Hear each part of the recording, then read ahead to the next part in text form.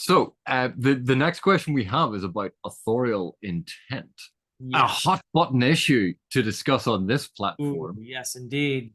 Do you and have a perfect hot for take? Do you have a hot take, as the kids say these days, on this my. particular I always think my takes are relatively tepid. Well, anyway, yeah, there are two questions. I think they're very much intersecting here. But I think it's your turn to read, though. But Um, in a world where access to authors and their opinions about the works they created is extensive, how much consideration would you recommend stated authorial intent be given in a literary analysis? How the author's own intent of their work fits into literary analysis? Does it count? And how much?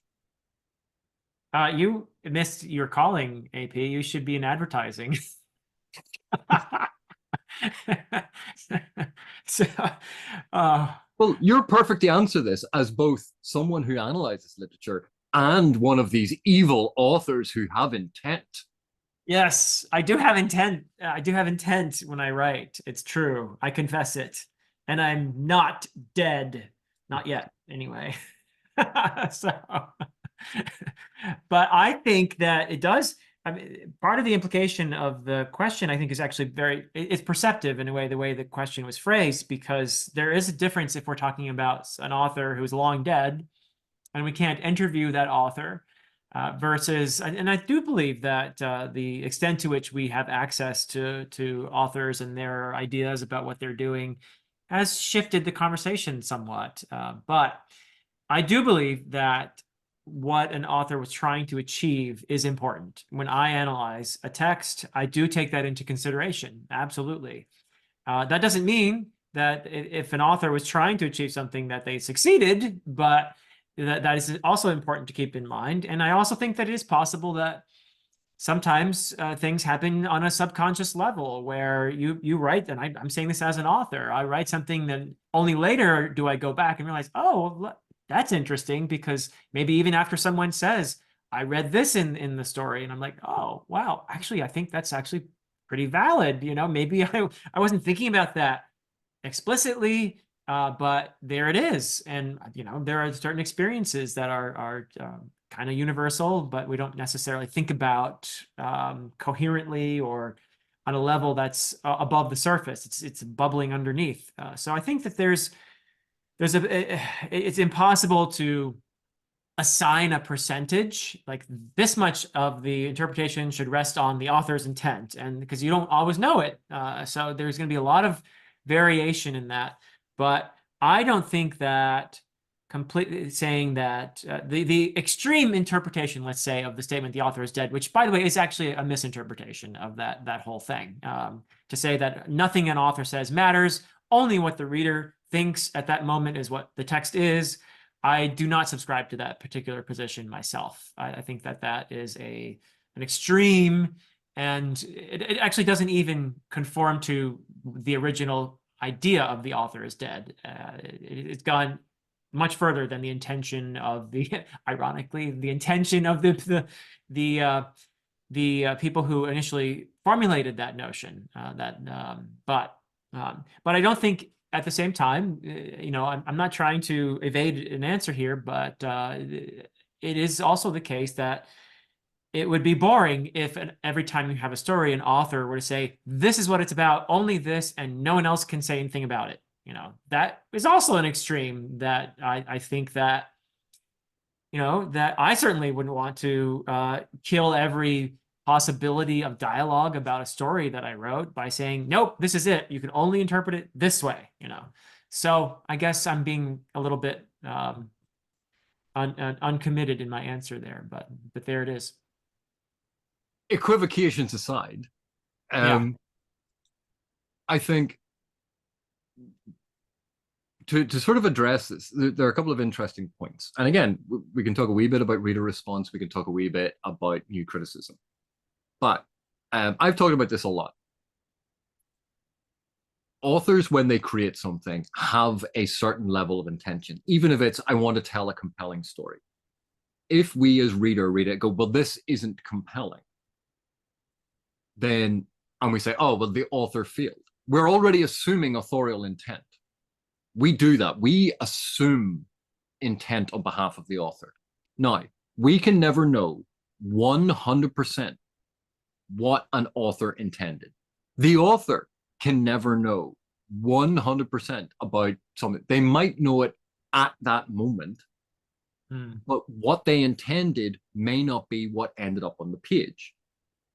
Anyone who's ever been to college, anyone who's ever had to write a high school essay, you intended to communicate something succinctly, and your teacher has graded it and gone, what does this even mean? I have no idea what you're talking about. You intended it to be clear, but it turned out that it wasn't clear because you had things in the back of your head that you were reading into the words as you were writing them, assuming that they were being communicated. We do this all the time. So with authorial intent, we can never be 100% sure. And even when we ask an author, asking an author in private or asking them in a public interview, that can shape their answer. That can maybe change or modulate their answer. Because again, think about if someone was asking you a question about something and you were discussing it in private, you might frame it and discuss it in a certain way. But if it was a recorded interview being broadcast to hundreds, thousands, millions of people, you might articulate it. You'd still be answering it truthfully, but you might articulate it slightly differently, which then will change the communication. So even relying on author interviews and transcripts and writings that they have done, that's never going to be 100% exactly what the author intended. It's always going to be shaped by audience. It's always going to be shaped by medium. The other thing to bear in mind is just because you can't be 100% sure doesn't mean you shouldn't try. True. And I think a lot of people do that. They go, well, because I can't guarantee that I know what the author intended, then there's no point. You know, why? We can look at those patterns that emerge and we can take that into consideration. The big thing for me about authorial intent, it is an important reading of the text, not the definitive, this is what the text means. Right. It is an important reading of the text. And the more cohesive, coherent readings we have of a text, the more we can see those overlaps, the more we can see where it fails to meet that or where it succeeds in doing that. That gives us greater understanding of the text. So for a start, it'll depend on the text, it'll depend on the genre, it'll depend on when it was written, it'll depend on who wrote it. All those things are important. And then what are we using it for? Again, why do we want to know what the author intended? If it's to talk about what the text in general is communicating, then authorial intent, to understand what the author was trying to convey, that can be really useful. Mm-hmm. And that's the thing.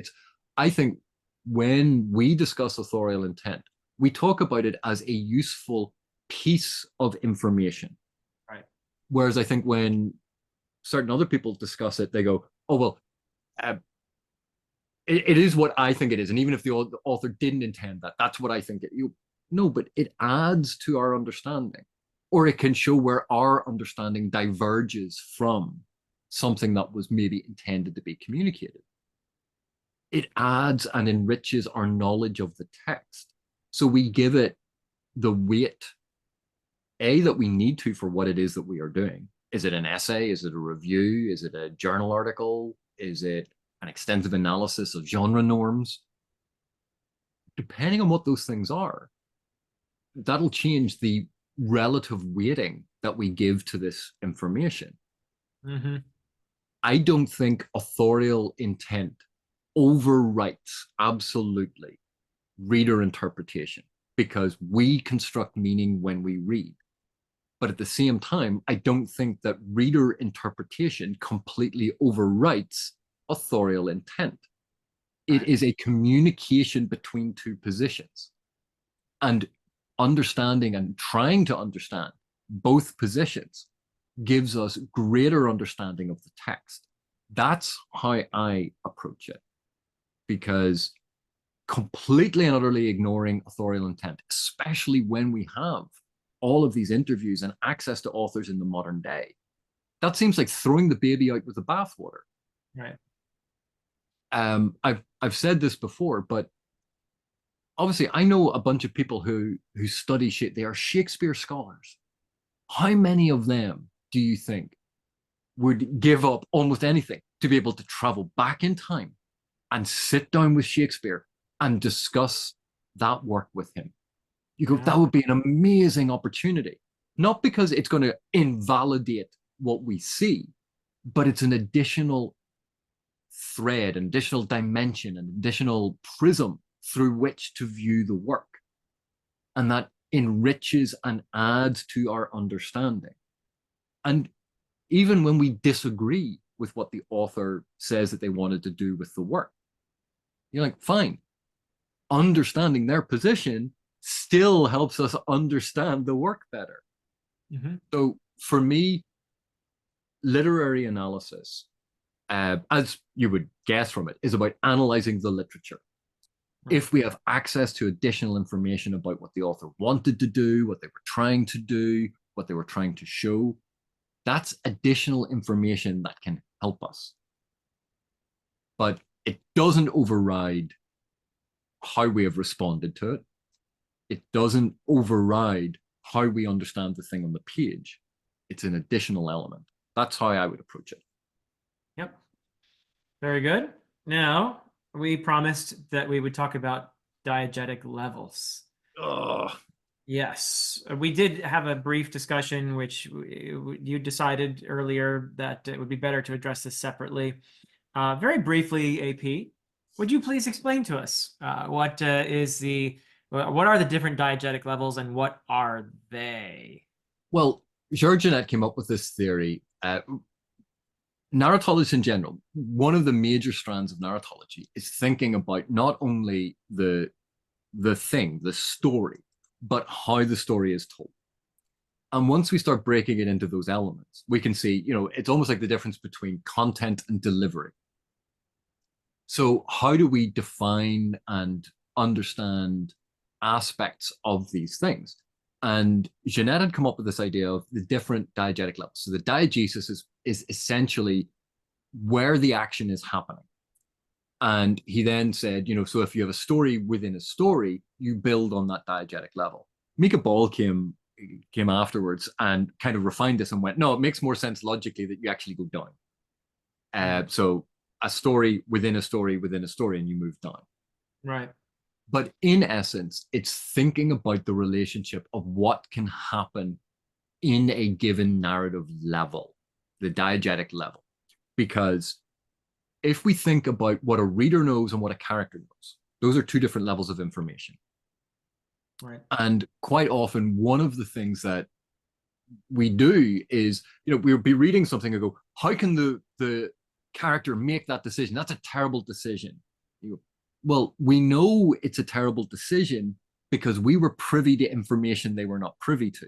There's a knowledge gap, and Wolfgang Iser talked about the gap theory between reader knowledge and character knowledge. So this is another way of thinking about the transmission of information. But if we think about a story is happening in this level, so there's a story world, there's a setting, there are characters, and they're discussing something. And one of them Name of the Wind, where you have Kvothe at his inn, and he's interacting with Bast and the people in the inn, and et cetera, et cetera. And then he starts to tell a story. So if he then tells the story about the sort of the dragon thing he encountered, Bast isn't going to fear that this dragon is going to eat him because it's not happening on the same level. So even though it's in the text, it's in this book, we understand that the information is referring to a different narrative level. It's not the level that the characters are on, it's a different level. So we talk about hypodiegetic. Is that what we talk about it as a hypodiegetic level. Right. And if you're in that hypodiegetic level, so let's say you start with a frame narrative, And that could be your initial diegetic level. There's a frame narrative. So Geralt is lying in a hospital in The Witcher because he's lost his memory. And then we have a story happening. So it's a memory of his. That's actually a separate level because it's not happening. It's a memory. So it's an embedded story. So that's hypodiegetic. But let's say that story is actually quite extensive. And that's the thing that we want to discuss. We might shift down and go, okay, so this is the main diegesis. And the other thing was a frame narrative, which is important. So that is hyperdiegetic. Hyperdiegetic, yeah. Because it is above. Right. And then if within that memory of Geralt's, he thinks of a story about something else that happened, that would be hypodiegetic. So we have this way of distinguishing levels. The level above is hyperdiegetic, the level below is hypodiegetic, and the level that we are on is the diegetic level. When we narrate, when there is narration, narration always happens from the level above and creates the level below. Right. So then when we get to a story like The Never-Ending Story, in which we, the reader, are reading about Bastian, and Bastian is reading a book, and in that book, Atreyu is with a horse. We can start seeing this sort of cascade of these different levels. We are reading about Bastian. There's our diegesis. Bastian is reading about Atreyu. That is a hypodiegetic level because it's a story within a story. But within The Never-Ending Story, there comes a moment where Bastian, when he is reading, the book is narrating that he is reading it, which means it is being narrated from above. So we have this breaking of this narrative logic, of this diegetic logic. Right. And as a way to conceptualize this, we think of these as these different distinct levels. And so when we see that event happening, it helps us conceptualize what is happening and why that can be so jarring when we read. Right. And so breaking the fourth wall, that is a way where diegetic levels are being breached. And understanding that that causes readers to react in a certain way. We understand then that we are instinctively creating these distinct levels within the narration. So it's simply a codification of a way to approach all of this as an additional tool so that when we are reading, when something weird happens, we go, why did it happen that way? That doesn't make sense. They can't have had that information. It's a way to actually isolate issues and problems within a text. But like all of these things, it sounds very, very fancy, but readers understand this instinctively. Yeah. It's just a way of codifying it. And when we think of, say, epigraphs, if we have, like in the Malazan Book of the Fallen, chapter 1 has an epigraph, and that epigraph is from that world. It's from the Malazan world. Now, what if in chapter 2, the epigraph was actually a quotation from W.B. Yeats? You look at it and go, but what's the big deal? It's just an epigraph. You go, but one is connected to the diegesis. The other is extra diegetic. It's from outside of the diegetic reality. Yeats did not exist in the Malazan world. Right. And so a reader reaction to it is going to be different because we understand instinctively these points of connections within a diegesis, within the hypodiegetic and within the hyperdiegetic. Right. Mark Lawrence actually does a really fun thing in the Library trilogy. That's the book that wouldn't burn and the book that broke the world so far published, where he uses epigraphs, but he blurs this distinction between what you would call extra diegetic. Let's say Yeats, sometimes he's making up his own quote, or sometimes he's fitting it within the world that he's creating. And it's really interesting what he does with the epigraphs. I can't say too much more without spoiling things, but pretty clever. There are a bunch of authors that do this, but recognizing that level of connectivity, again, thinking about the diegesis and how things are related to the story world, that just gives us an additional way of trying to pinpoint these relationships and understand them. That's all that this is for. It's just a codification of what a lot of us do instinctively. Because if we're reading a fantasy novel, and suddenly it refers to something that is real world, it can stick out to us, and you go, that doesn't that doesn't fit. Why doesn't it fit? This is the language and the sort of the concepts that help us articulate why it doesn't fit or why it does, to try and understand those relationships. That's all that this is. So hopefully that helps. It helps, I think. I'm speaking for everybody. So now we're on interpretation. I can't remember whose turn it is to read a question, but I'll go ahead and read it. This is a person, I love the way this person framed the question. It's kind of cute. I read all sorts of stuff and have no clue what the right interpretation is, other than it isn't the one I'm thinking. So, I don't know. You probably are being a little humble there by framing your question that way. But I suspect that there are, as we said earlier, there are multiple valid interpretations. And as long as you're actually engaging with the text and you're not just making something up out of thin air, I think you're probably good. And there's no way to know if you're on the right track until you follow it along for a ways and you think, okay, this is what I think is going on here. And does this later part of the story support this, or does it go somewhere else maybe? And do I need to tweak my interpretation here? But yes, I think there is no way to know until you delve into it a little further. But there again, I want to emphasize there is no one right interpretation, but there are many valid interpretations, many slightly different, let's say there's little nuances between these different ways of interpreting, ways of articulating what this is about.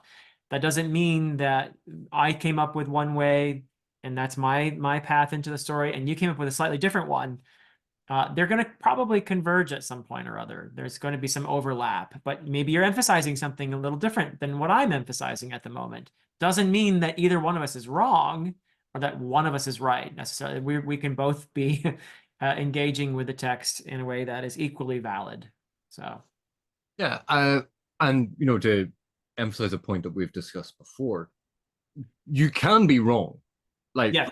It is entirely possible to be wrong, but once I thought I was wrong, but I was mistaken.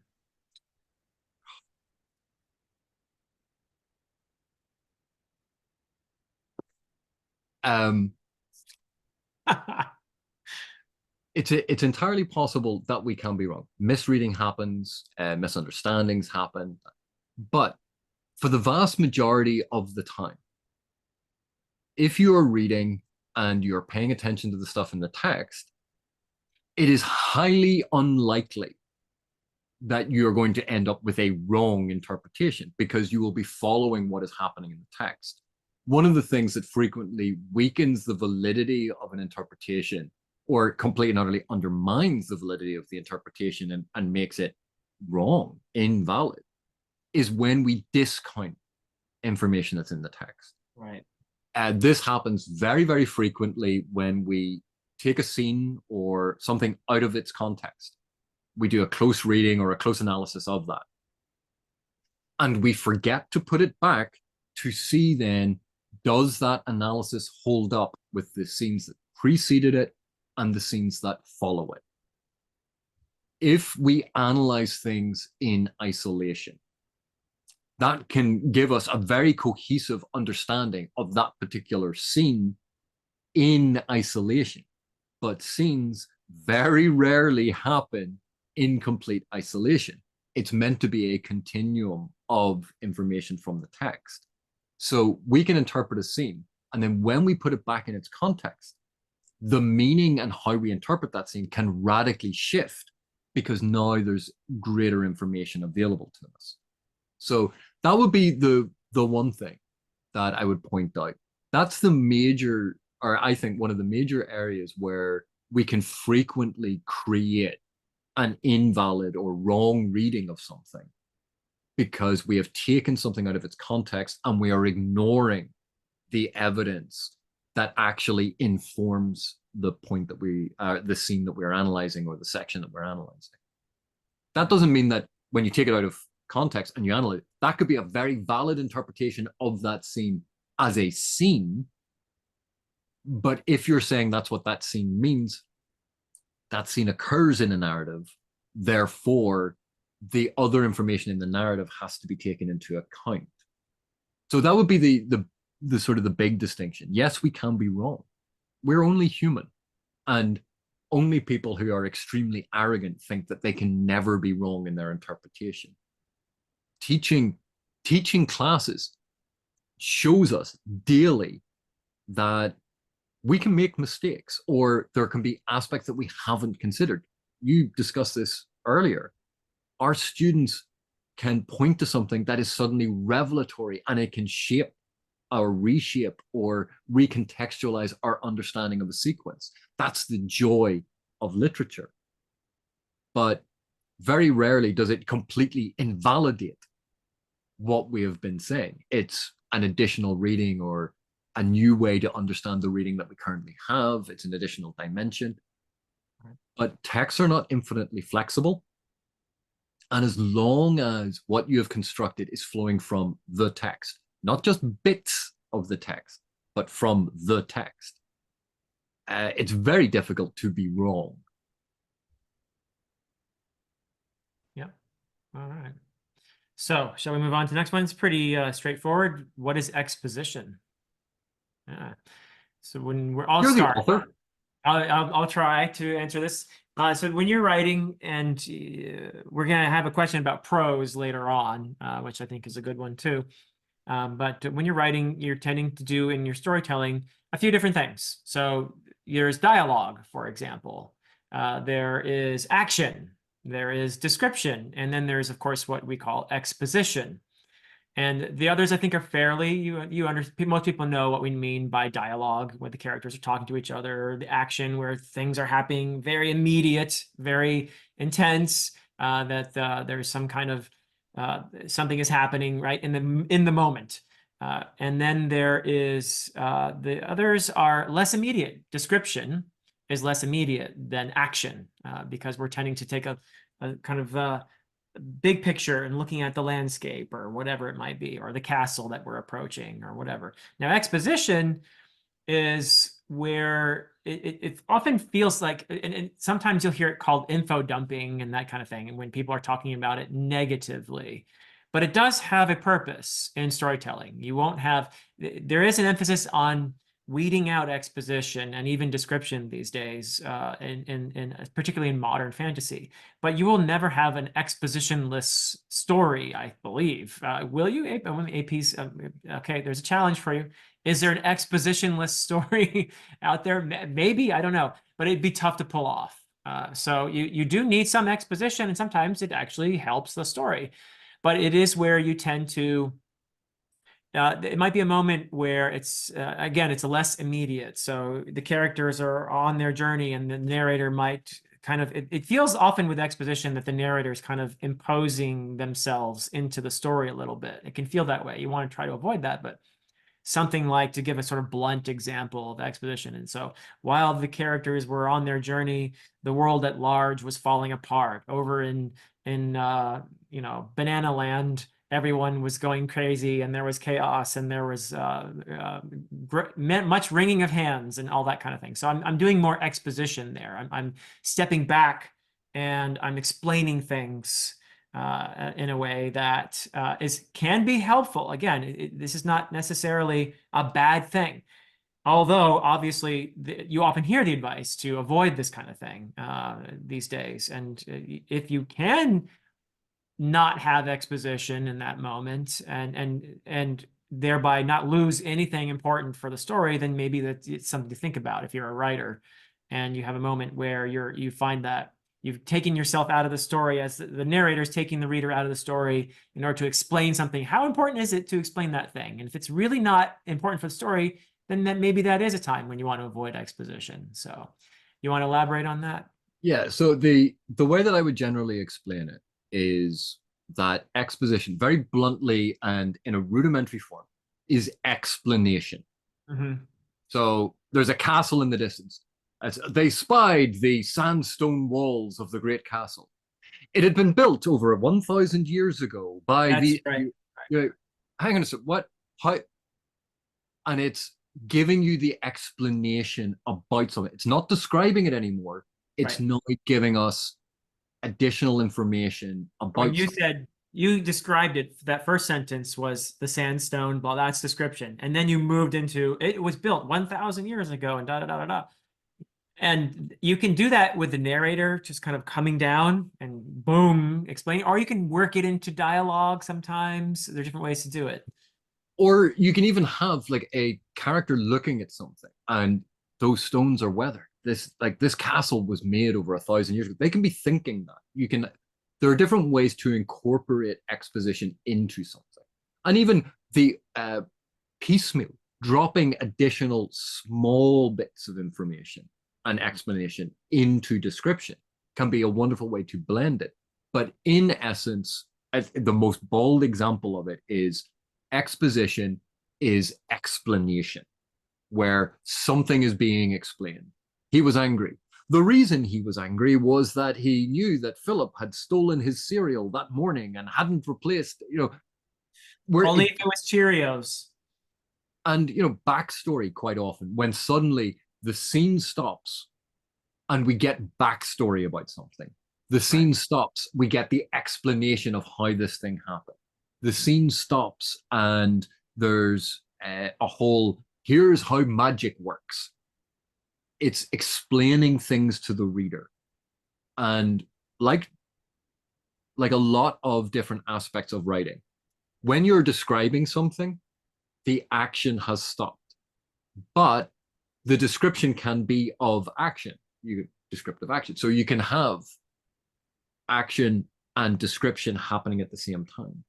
Dialogue, basically a lot of the action stops and then you will have a line in of carrying on the action. But with exposition, it stops not only stops the scene, but quite often takes you out of the scene.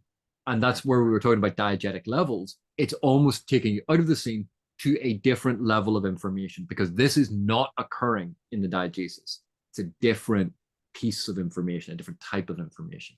And that's why it stands out so starkly.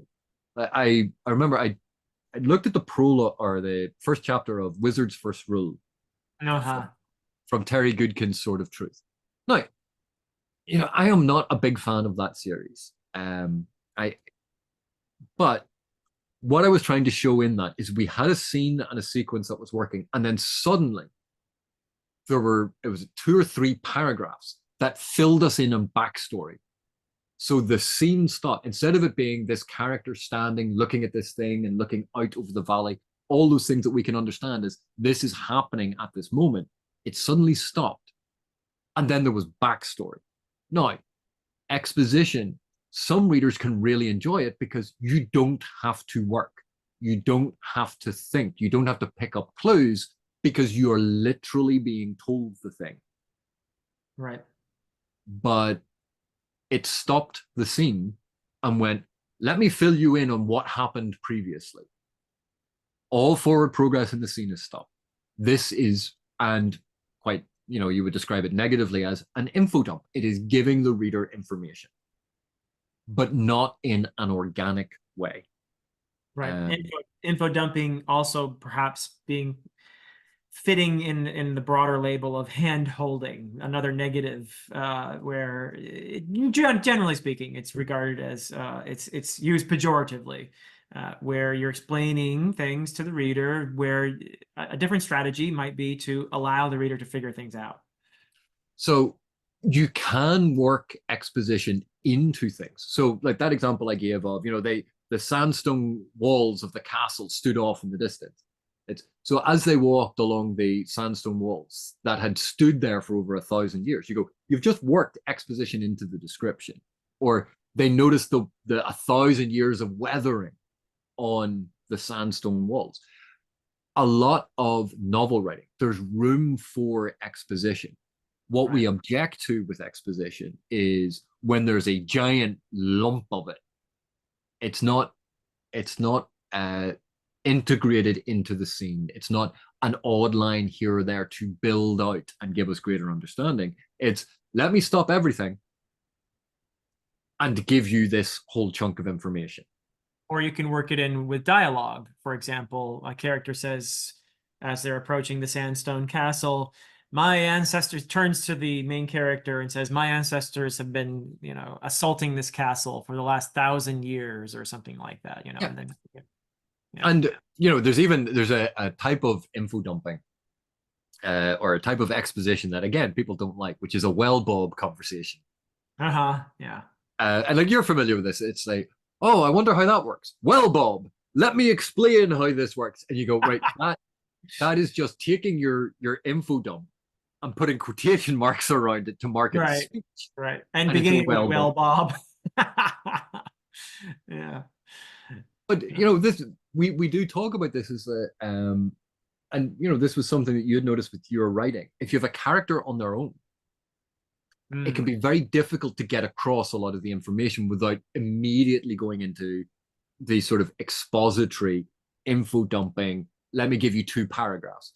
But if you have a character that is walking with another character, one of whom is more familiar with the area or um, wants to know about the area, you can have dialogue where they can look at things and explain things to each other. And when they are investigating the area, that information can be given and it feels far more organic because it's coming from the characters rather than, as you said, the narrator going, hang on a sec, let me give the reader this information. The information is only there for the reader. What I forgot to do was to name one of the characters Bob, though. So, Well, you can do that in your next book. yeah, it's next book, Bob, The Appearance of Bob. Everyone's waiting for that. So here's a funny question. I like this. Is every literature program all over the world required by some secret agreement to use a rose for Emily in their teaching materials? Or is it just a ridiculously convenient tool for demonstrating these particular ideas? I would say the latter is actually the case. To be short about my answer, yes. Well, and part of it is it depends on the part of the world that you're in. It depends on the sampler that you're using. Because quite often for creative writing and for literature, you go, right, I don't want to be assigning 50 books that my students have to go and buy. I will buy or I will assign one book that contains a lot of different materials, a lot of different short stories and poems. And so because of that, there's kind of not necessarily an agreed upon canon, but there are certain short stories that crop up a lot. But if you're studying in a different country, there may be a completely different approach, emphasizing different stories. Yeah. But generally, yeah, there are certain stories that are really useful to teach certain things. And not every story is going to have been written specifically to teach a point. But some stories just are so good at illustrating a point that you want to discuss that you go, yeah, that's a really handy one to use. Yep, for sure. It's come in handy for me over the years, I can tell you that.